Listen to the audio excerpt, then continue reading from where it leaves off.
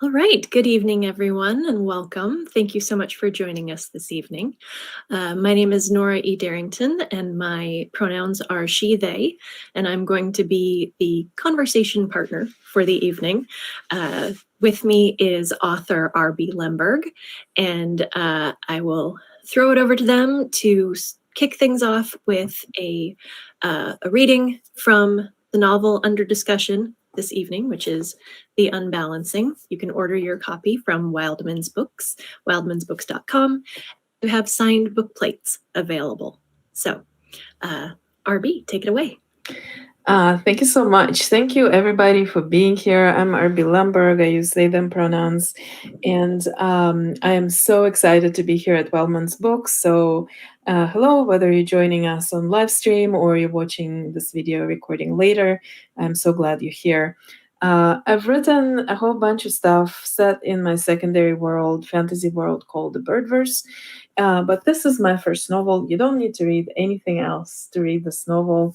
And it's called The Unbalancing. And so I call it my queer Atlantis novel. It centers queer communities and also a story of two people who begin a relationship.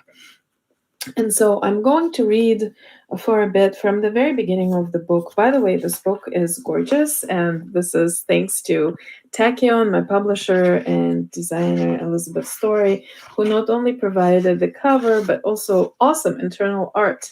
So if you are going to order this book, you will also get the awesome internal art to go with it.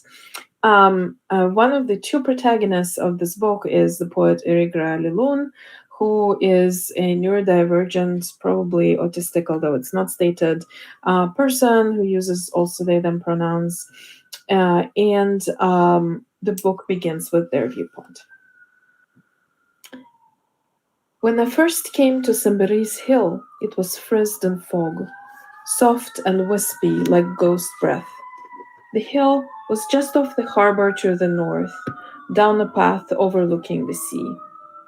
The islands were small enough that I thought I knew every curve and stone here, but I had never seen this place before. I stood waiting for something. I did not know what, a shimmer and an ending, but the hill continued to stand. Soon enough, the cool breeze pushed the fog aside to reveal a path leading up. Upon the bluish-green hill grew an ancient quince grove, a company of short, gnarled trees, their arms laden with spring blossom. The air was brisk that morning, and I huddled in my woolen knit vest, my skin clammy with sweat that had cooled in the wind.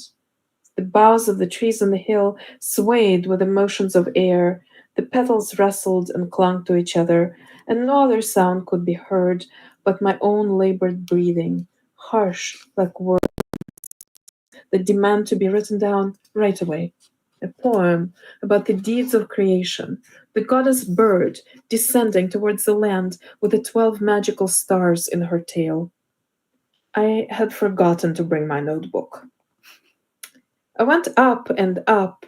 All the fruit trees here were quince.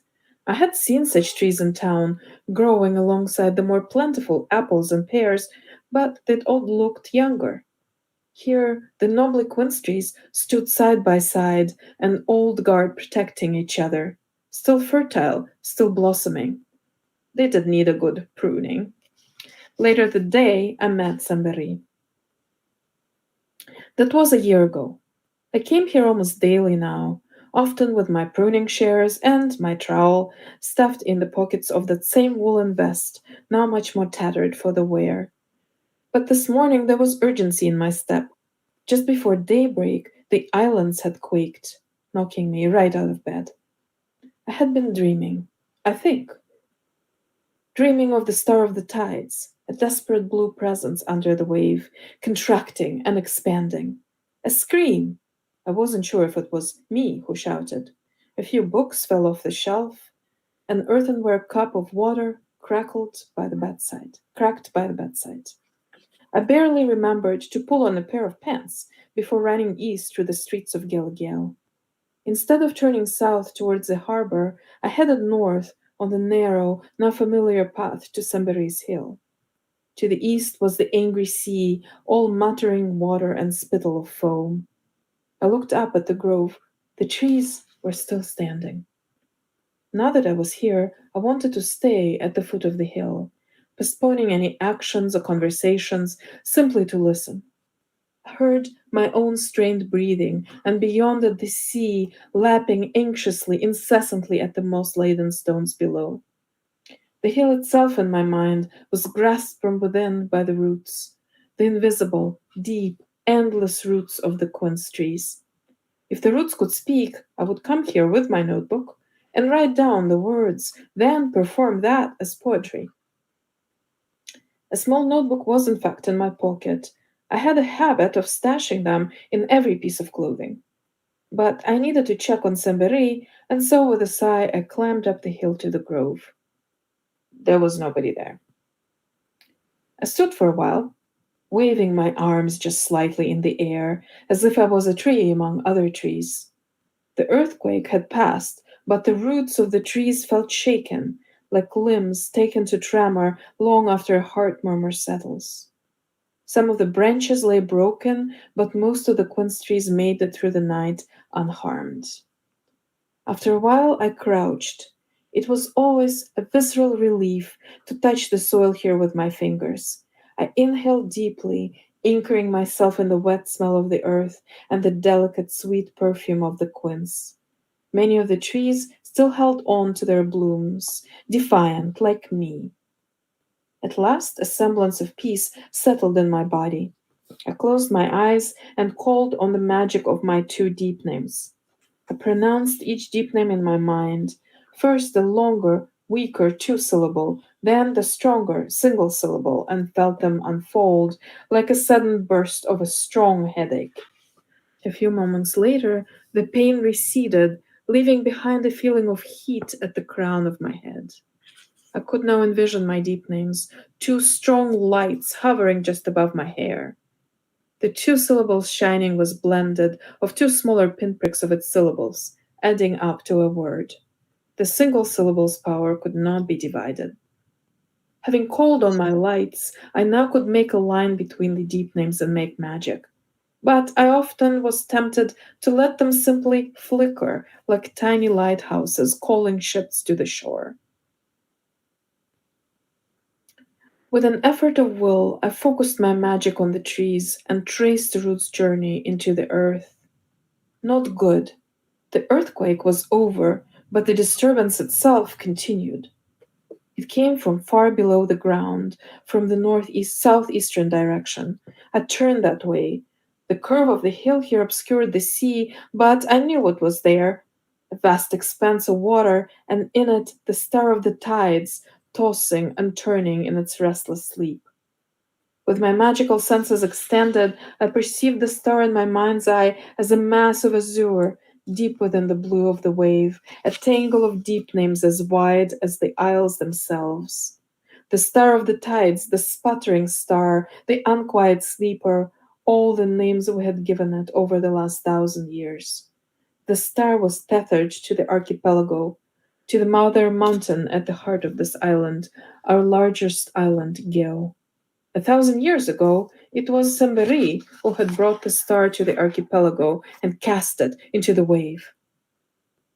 You should reach out and touch the star, a familiar voice behind me said. Extend your deep names and reach. You're alive, thank bird, I thought, or not alive, but something, not gone. I exhaled, and with that relief came well-practiced annoyance. Why must you always sneak up on me? Still crouching, I turned to face the speaker. My ancestor, Semberi, or more precisely, their ghost, as tattered and intricate as the latticework of foam, floated under the flowering quince tree. They did not look worse for the wear after the earthquake, and I did not care to find out what worse would look like on them. I'm just really glad you're safe. I didn't say that. After a while, I settled on, I will not reach out. In the year since we first met, I must have refused them 60 times. The star is asleep, Semberi, and I will not bother it, no more than I would disturb your own sleep. Semberi moved this way and that, as if in the wind. There was no wind. You do not want to disturb the star, but it disturbs you. There's barely a year left. The islands rattle while it screams and tosses. Don't tell me you don't care. Not after you ran all the way up here in pajamas. These aren't. I took a look at myself, and sure, I had my day pants on, but also my sleeping top embroidered with very small cats. I opened my mouth to produce I dressed in the dark, then closed it. I squinted at Semberi's sadly quivering form, through which the thickest of quince boughs were just visible. You critique my dress, but you yourself were nothing but air. I'm a ghost, Semberi replied sagely. Why would I wear pajamas? Something occurred to me. Do you even sleep? No, they said. I'm sorry. They shrugged away my meaningless apology. Okay, I think I'll stop here. All right, awesome. Thanks so much, RB. I really appreciate and enjoy the way you read. I like the different voices. I do like do the voices. I don't Awesome. know. Awesome. So, for those of us, for folks joining us who might not be familiar with the Birdverse, can you tell us a little bit about it? Yes. So this is a world, a fantasy world, which is named after its bird deity. It has a goddess bird who has brought, according to this creation myth, she's brought 12 stars in her tail to the landmass when the land was just beginning. And these stars were caught as they fell by the 12 people called the Guardians, who have assembled there, came from different parts of the land to play musical instruments and greet Bird as she danced in the air, and the stars dropped one by one into the hands of the Guardians, who then carried them to their lands, each to their land, and planted them in the ground, or in the case of Star of the Tides, in the sea, to seed the magic of the land and to anchor the magic of the land. And so there's this notion that people who live throughout the lands of the Birdverse, are responsible for nurturing and maintaining the stars as well as the magic of the land. And when that doesn't happen, bad things can happen. In the case of the Star of the Tides, each one of the stars has a different story. And so over the years, I became really curious about the stories of each of the stars. I don't know all the stories, but I know some of the stories. And I was always intrigued by the Star of the Tides because this is a star that's different from its other stars, the other siblings, as sometimes I call them sibling stars, although they're not all related to each other. Some are and some aren't, as I found out as I kept writing about this. And the Star of the Tides is different because it's asleep. And so the stars are kind of semi-sentient or sentient entities. And most of the stars, they converse with the people who keep them. Stars have magical keepers, and the keepers have conversations with them. And the Star of the Tides have not been awake in what the narrators know right now. They don't know if the star's ever been awake. And it's having nightmares. It's clearly going through something. And because the star is so large, when it's having nightmares, it's producing earthquakes and tremors, and it seems to be getting worse. So this is the story at the beginning of the Unbalancing. The world itself is full of different peoples. And I often call the Birdverse my LGBTQI-centric world, because when I started thinking about what I want to write about, I wanted to center the stories of queer, trans, and also neurodivergent and disabled people, and also multilingual people, and migrants, and stories of people who have various intersectional backgrounds. This is because of who I am and where I come from. I'm a migrant, and I'm also multilingual, and I'm neurodivergent, and obviously I'm queer non-binary. So these issues were at the forefront of my imagination, but I didn't want to make things easy necessarily for people who live there. So some countries are more accepting, some countries are less accepting, and I was always very interested in kind of like the interaction between different countries, what happens when people move around. And so that's in a nutshell what Birdverse is all about. Thank you. So I think I did a rough count. I think the Unbalancing is the 14th published work in the Birdverse. Do I have that I didn't roughly right? count. So now I didn't count. So now I'm excited because now I know. Fair enough. Okay. Well, according to my calculations, it's the 14th. So, and the most recent work before this one is the novella The Four Profound Weaves. And in that one, we have the Kana people, who are, I think, less accepting of non-binary people. By contrast, in the Unbalancing, we see the structure of the novel is the 5 ikiti variations. So I wonder if you might talk to us some about what those are and what they signify. I don't know. Yeah, sure. Yeah. So I think that each culture really has kind of different norms when it comes to how it envisions gender and sexuality broadly construed. So it's not just about LGBTQI issues, but also masculinity and femininity and how that works. And so I'm really invested in exploring those themes. These are kind of themes that I like to explore. And so with The Four Profound Weaves, which was a novella that came out in 2020, that was focused onto trans people, trans women and trans men from different cultures. And so the Hana culture is kind of sort of based on Judaism and Jewish history. And so I write about the Hana culture a lot because I'm also interested in Jewish history. But one of the things that I wanted to create with that culture is that they're very accepting of queerness and they're queer normative, but they're not really trans affirming. And they struggle with this, and their language doesn't have the right forms to express it. And so there's a lot of struggle in this. And after I wrote that book, I wanted to write about a different corner of Birdverse where things are kind of utopian for me. That's how I envisioned it. It's going to be a queer, trans, non-binary utopia where people are accepted, and they're not just accepted, but they're embraced and celebrated for whoever they are. It doesn't matter who they are. And so the cultures roughly, recognize as men, women, and ikiti, who roughly correspond to non-binary people. And within the umbrella of ikiti is singular and ichidar is plural. And within that umbrella, there are 5 variations.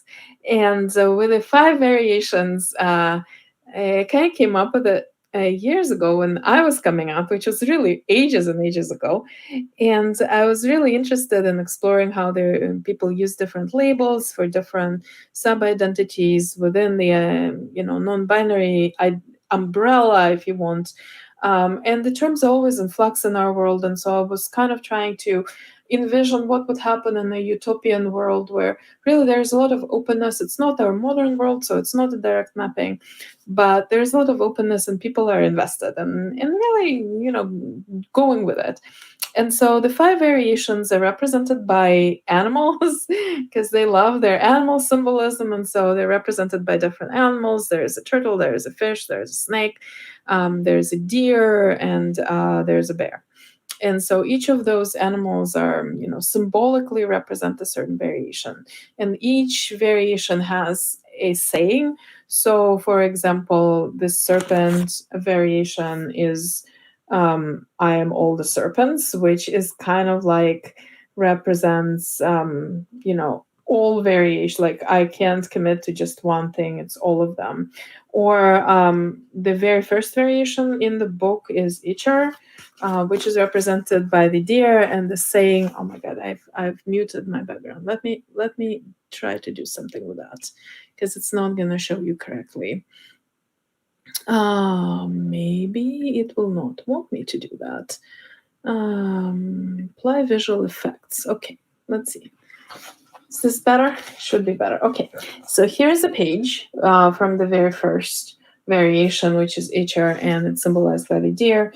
And the saying of the deer is, I leap sideways. And this is kind of your very first variation, because it represents just the idea of going away from the binary and not identifying with the gender binary.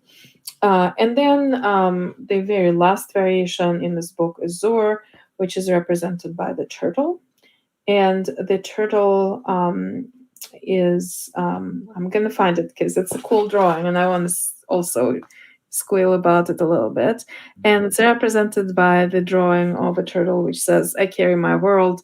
And the turtle is completely outside of gender, but that in itself is a gender. And so it kind of corresponds to our world's identity of being agender.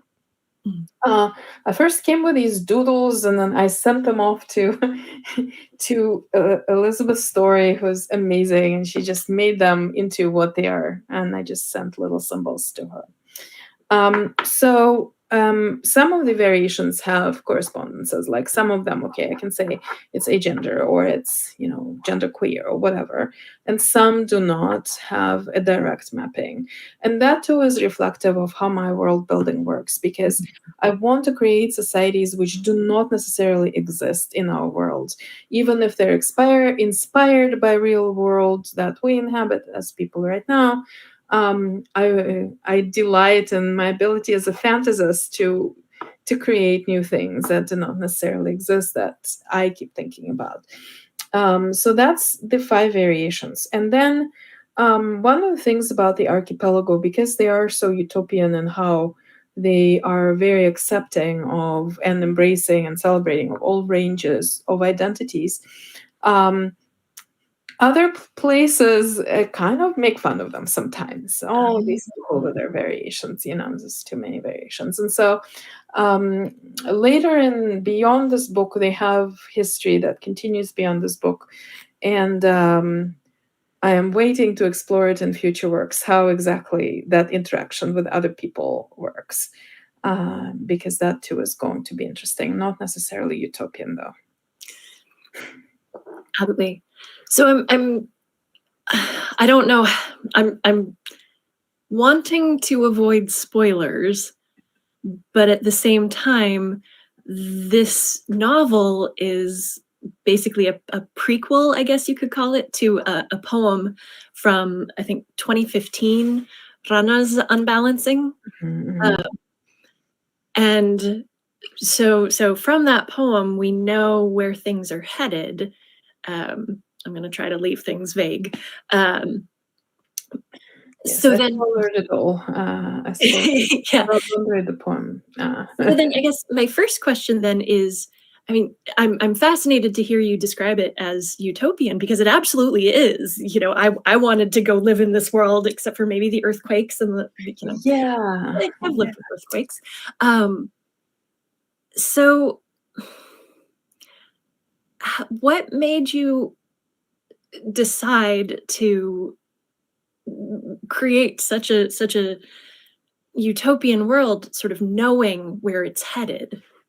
So I think we can spoiler it by saying that because I do tag it as queer Atlantis, it is not the civilization that is described. It does not survive in the exact same form. And I'm going to spoiler it, it does survive. So it's not an exactly completely tragic, and it has a lot of elements of tragedy, but it's not completely the end of the story. It's a beginning of the story. And I wouldn't call it a prequel. I have this weird habit of exploring my writing projects through poetry. And it's not really weird. It's just that sometimes I have poetry I feel that it comes to me. And sometimes I say this, and I feel that I want to say that my fiction writing process is very different from my poetry writing process. And I love writing poetry, and poems just kind of come to me. And then I have to accept them, which means I'm in the middle of the store shopping for cucumbers, and I need to drop the cucumbers and hope that I have my notebook in my pocket so I can write things down.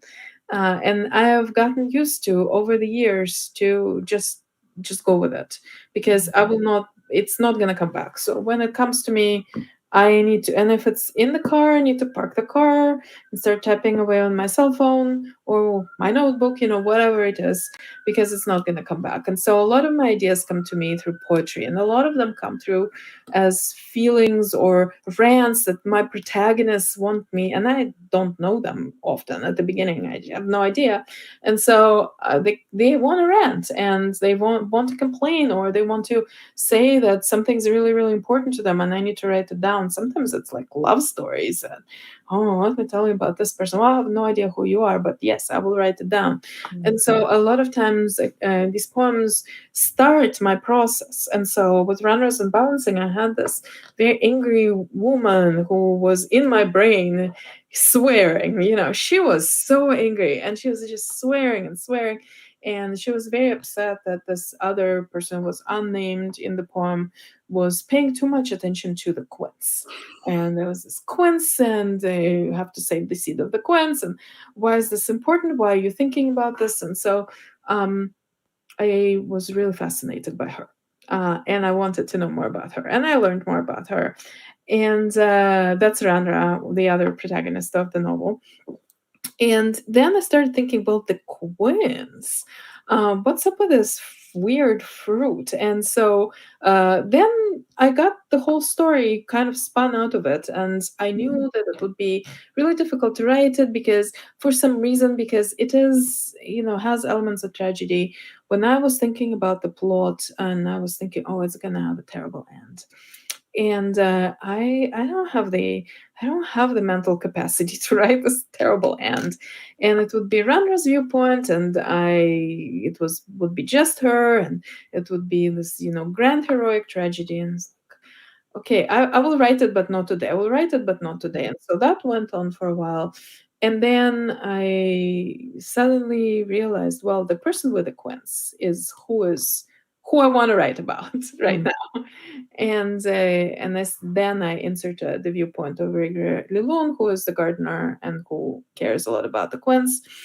And then I realized, no, it really has to be two viewpoints. And so I think my writing process is a process of discovery, where I need to let my brain come up with scenarios, and I need to think about them, and I need to feel them, and I need to visualize them before I sit down. And that often begins with a poem. So I don't feel that I've spoiled the story, because I always say that Birdverse is kind of a multiverse a little bit. So things do not necessarily align very neatly, because there are different versions of how the world can go. So I didn't feel obligated by the poem to tell the exact story of the poem. And I think I told it more gently than the poem kind of obligated me in the beginning to do. And in the end, I refuse. I want a love story. I want cats. And I want them to save the cat. I want the cat to be everywhere. Why is there a cat? There was no cat in the poem. There is a cat in the book. And I wanted to write about community and geeking out and magic and people coming together and doing their best in a difficult situation. And so I think that the book ended up very different from the poem. So I don't see it as a prequel, but I do see it as kind of the first on the timeline. And so I'm very happy that my first novel is the first on the timeline, because there's a lot of stories yet to tell, and I'm hoping to tell them in order or out of order. I don't know. My brain is weird sometimes. But I'm happy that this is the first installment that is a full-length novel. And I think that the whole concept of utopia is also difficult, because I think sometimes we're so starved for a place where we're accepted and people don't ask annoying and soul-destroying questions every single day, and we can just be, and that in itself is a utopia. And so for me, to hear, not just from you, Liz, but from many of my readers, oh, I want to go live there. I want to live there. it's such a, for me, that's a victory. I've created an environment that really does feel like you can get your respite there. So even if at this moment it doesn't exist because it's fantasy, or some earthquake made it less pretty, or something happened, I'm not going to completely spoiler it to you. It does exist, and the culture is going to continue to exist, and it's going to provide that refuge, that place. And there are other places in the Birdverse which are also very welcoming, very accepting. So this particular culture is not the only one. And I think that as an author, I want to balance the kind of storytelling that makes the reader who really needs it to feel accepted and included without injury. Like there's no misgenderings, there's no discussion of whether or not it's legitimate to be who you are. It's just there.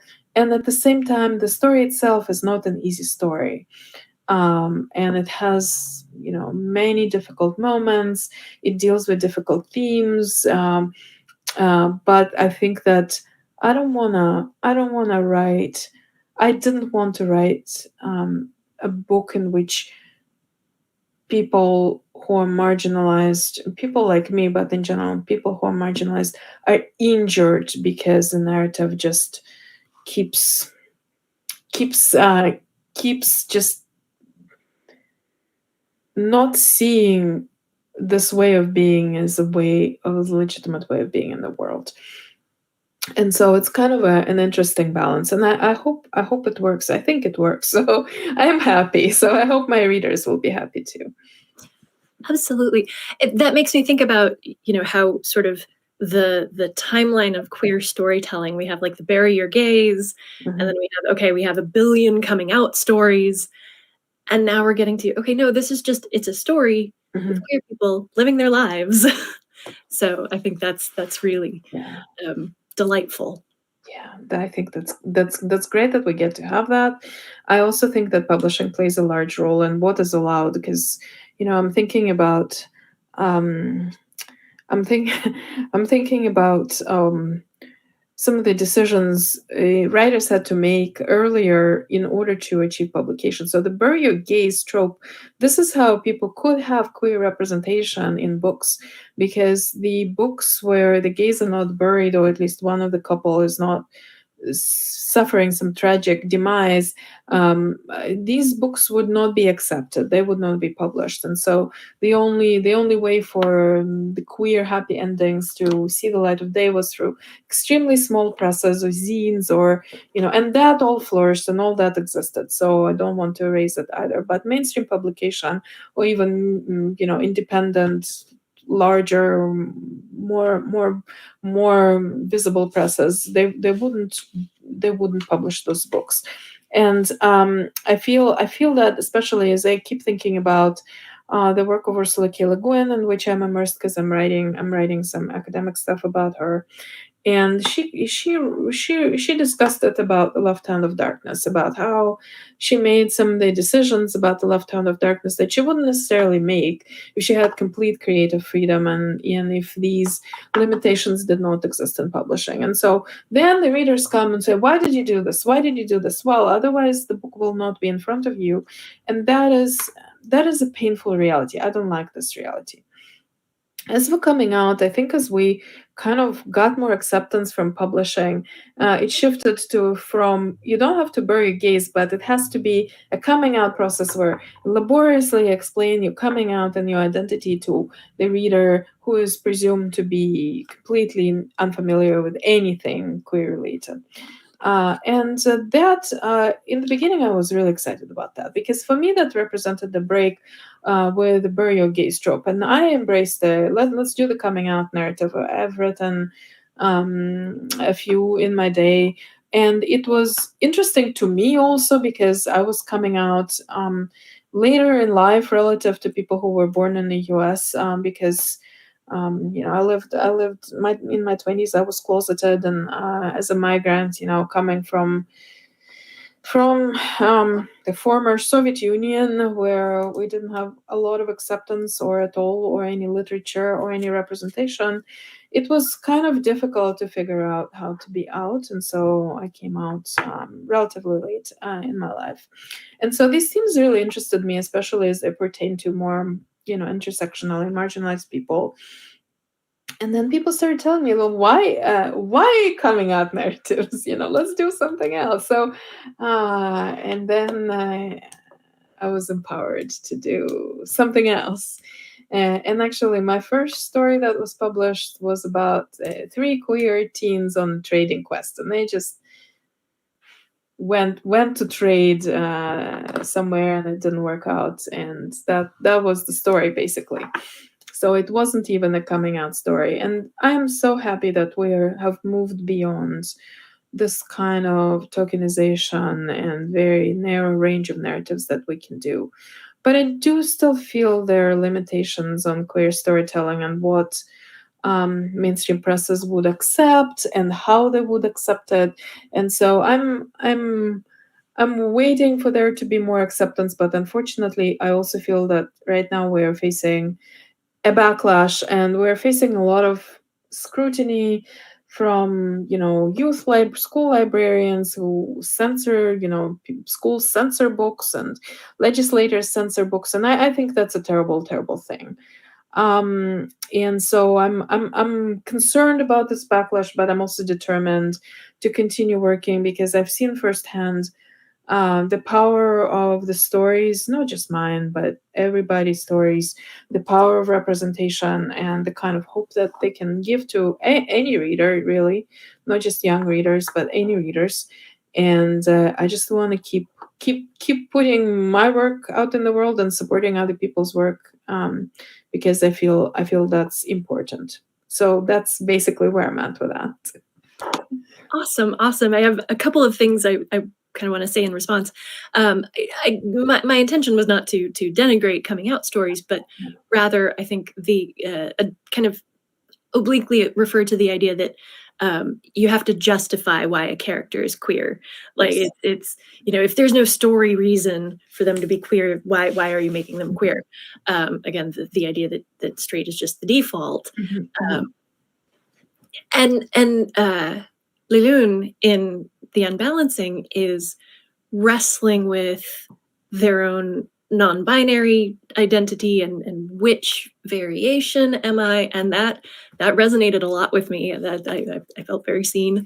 So obviously there's still, as you say, a prominent place for those kinds of stories, because we reach various milestones at different points in our lives. So I just I wanted to clarify on that point. But yeah. So I love that you're carving out this space in this secondary world for a wide variety of genders and sexualities and modes of sexual expression. There's also some references to polyamory and BDSM in The Unbalancing.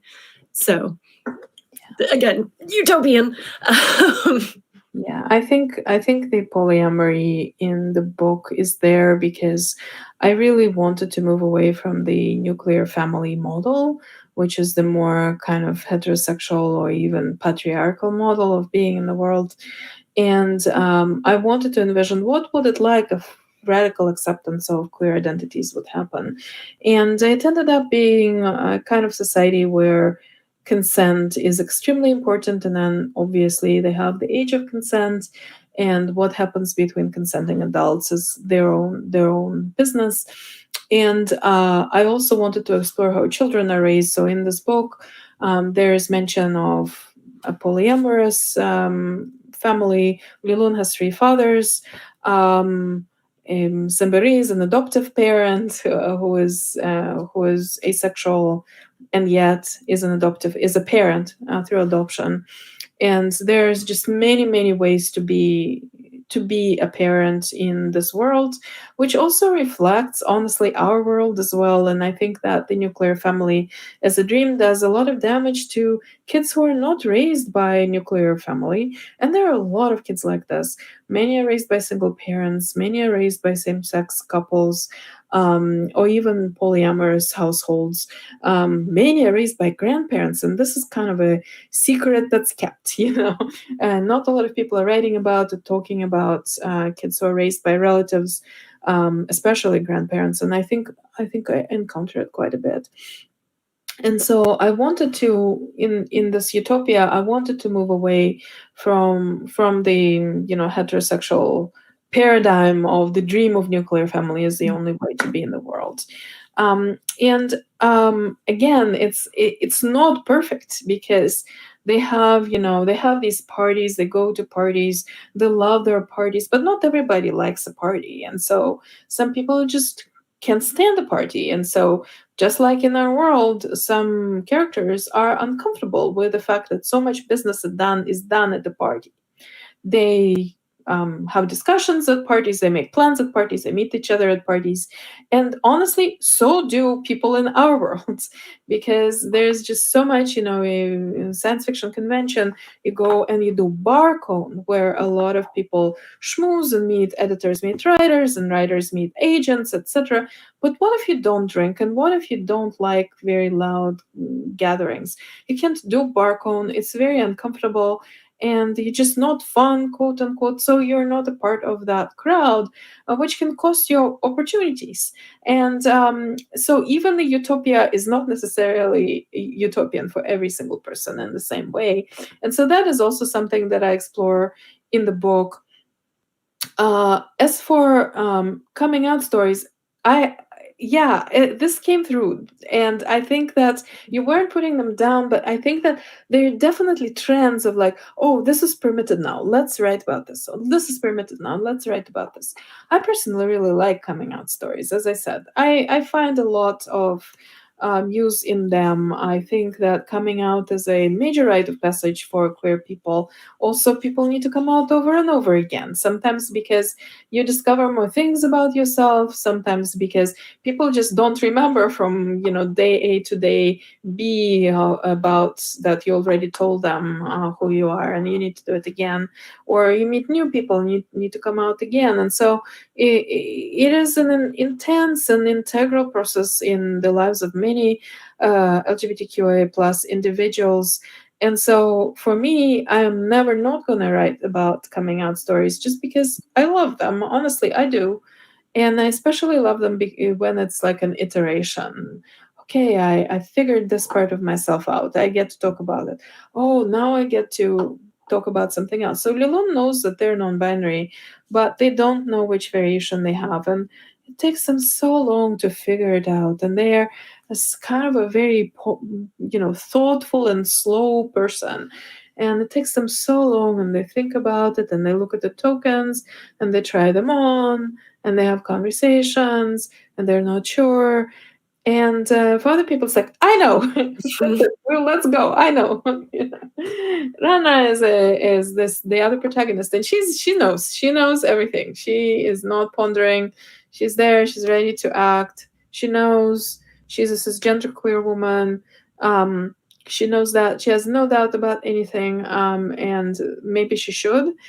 Sometimes you just want to slow her down a little bit, like, Rana, stop and think. But she's a lot of fun for me to write. Because I also am a very impatient person, and so I loved writing another impatient person. And so it's like, okay, I can show my impatience off. I know how this feels. I really think that the problem with coming out stories wasn't the fact that it was coming out, is that it was so only coming out, or just, the stories have to be like this. And it also represented a kind of impatience, because people were impatient for all kinds of stories. And when finally there were more opportunities in publishing, I think readers really wanted different kinds of stories. They wanted love stories, they wanted stories of daily life, they wanted adventures, they wanted all kinds of things. And so that's kind of this a little bit of a mistrust of the coming out narrative Mm. story comes from. And I also feel that there definitely is a lot of truth in what you said about how it's kind of explaining or representing like it's explaining who you are to readers because heterosexuality is perceived to be default. And it's not necessarily the default. And the whole idea of default is suspect. The whole idea that some humans are default and others are non-default is bad. Is just bad. People are people, and everybody's different, and so everybody's gonna have a different configuration of identities, feelings, thoughts, etc. And so it can be really damaging when one kind of person is positioned as being default and another is not. I remember there was an infographic in 2018 about representation in Kidlit. Do you remember it? I mean, I'm sure I've Yeah, seen it, but I don't know that I remember that specific one. yeah, and so it had like how many like white characters are represented, and like 30% of all characters in children's books are animals. Mhm. 40% are white people, and very very few are, you know, other kinds of people barely get representation. And so it kind of reminds me of that, where okay, we already have one queer book.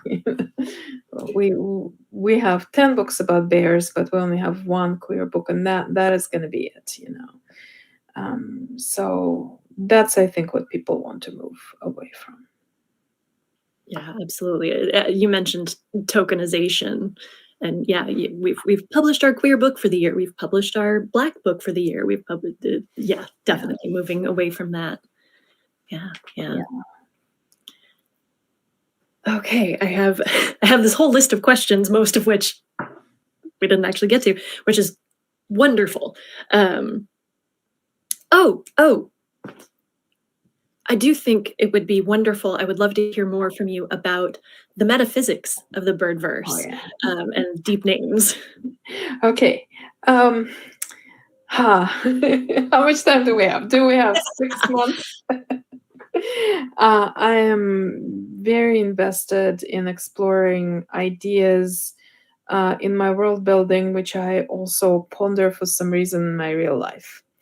And some of them have to do with linguistics, because I'm a linguist and I'm very much interested in how the brain works and how language works. And I'm not a neurolinguist, I'm not a neuroscientist, but I'm interested in ideas of neurolinguistics. And I think part of the inspiration for deep names was my engagement with, formal syntax, which I don't really like, which posit the existence of some kind of deep structures in the brain, which is also a sort of proto-neurolinguistic idea. And I don't like formal syntax. But I was wondering, what would it look like if magic was language based, if there was some kind of a deep structure, hence deep names. And what if it was neurological? And so this kind of idea really appealed to me. So I like to say, what would happen? So this is kind of the big question. What would happen if you put a person who has magical ability into the fMRI machine, which is how we learn about how language is mapped onto various areas in the brain? What would you see if they use their magic? Like, what would you see in an fMRI experiment? And so I came up with, this idea that deep names are neurological events in the mind. Not everybody has them. It's kind of like almost like a headache event or a mini stroke, where you can activate. It's terrible, really, but it is not easy. But it's doable to activate this mini event in your brain by just speaking or even thinking a specific word. And this comes with a lot of limitations. Most people cannot do it at all. There's only up to 3 deep names that one person can acquire. Beyond that, you just burn out. With each new deep name, it is harder, and the risk of just brain damage is greater. So a lot of people don't even try to take more than one. They take one. That's fairly easy if you have magical ability to just acquire one deep name. Beyond that, it's harder. 2 deep names is already, you are quite magically powerful. With 3 deep names, you're very powerful. So it's also, and not a lot of people have 3 deep names.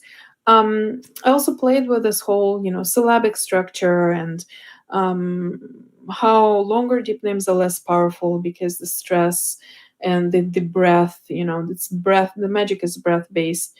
You don't have as much power in your breath if it's spread over many syllables, and so those are the things that interested me as a linguist. And I'm also really interested as a person who is deeply immersed in Jewish culture and Judaism. I'm also really interested in Jewish mysticism.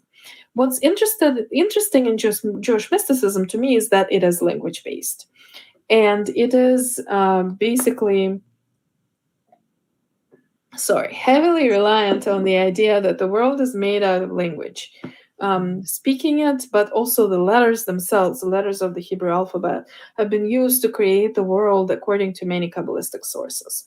So, and also these Kabbalistic sources and these Kabbalah rabbis who were writing those different books, oh my God, they loved the geometry. I also love geometry.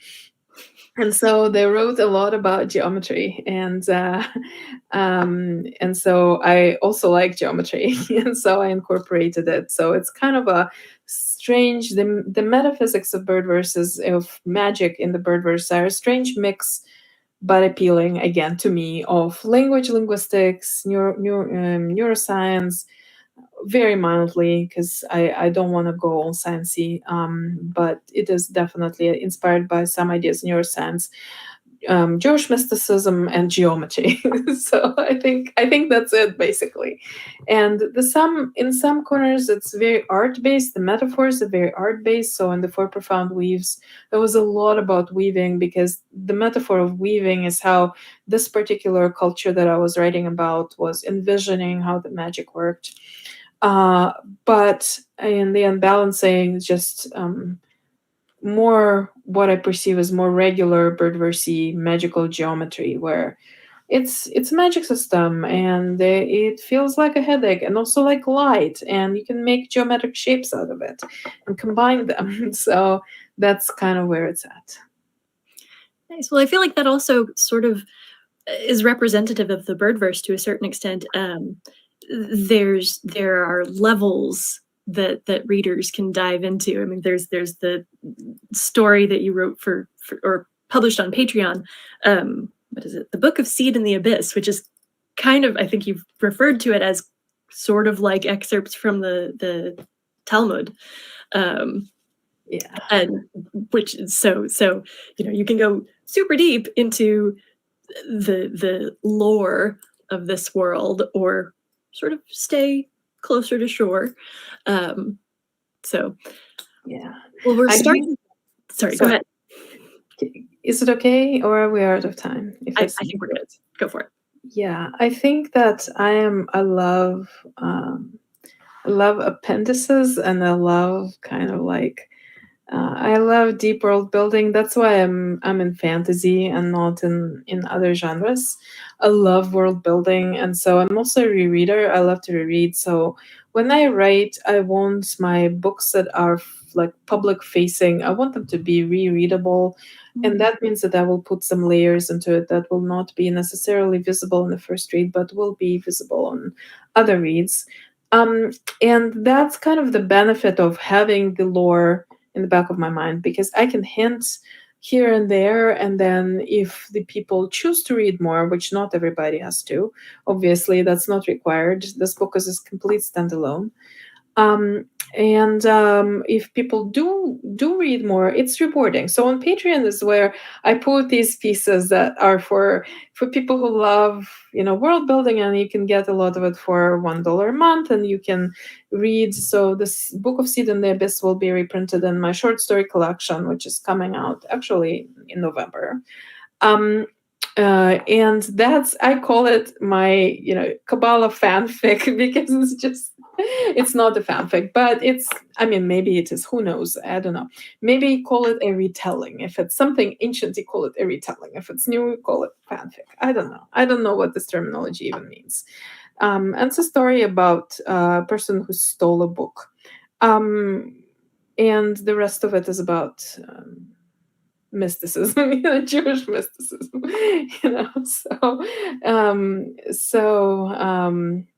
there's a lot to this world. It's kind of fun to write in it and to play in it.